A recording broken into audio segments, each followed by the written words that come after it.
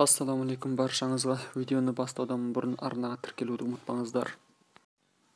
7 қараша күні американдық ақпарат жетекшісі доктор Пичник сұмдық хабар паш етті. Ол былай деді: демократтар Трамп құрған тұзаққа түсті.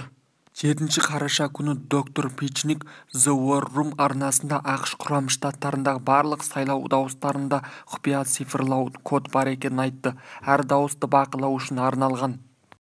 Бұл басынан бастап жоспарланған әрекет деді. Пичник бұл сайлау Америка тарихындағы ең үлкен балық аулау операциясы екенін айтты. Ол былай деді: барлығын президент Трамп жоспарлаған. Әр сайлау дауыстарында құпия цифрлы код бар.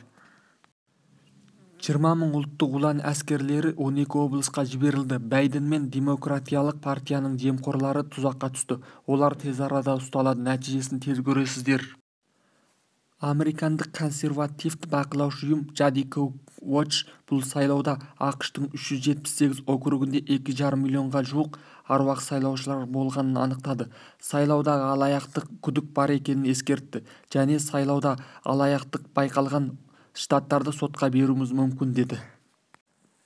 Достар, арнаға тіркеліңіздер, бөлісіңіздер, пікір қалдырыңыздар. Сіздердің лайк басып, пікір қалдырып бөліскендеріңіз біз үшін үлкен қолдау. Келесі эфирде кездескенше сау саламат болыңыздар.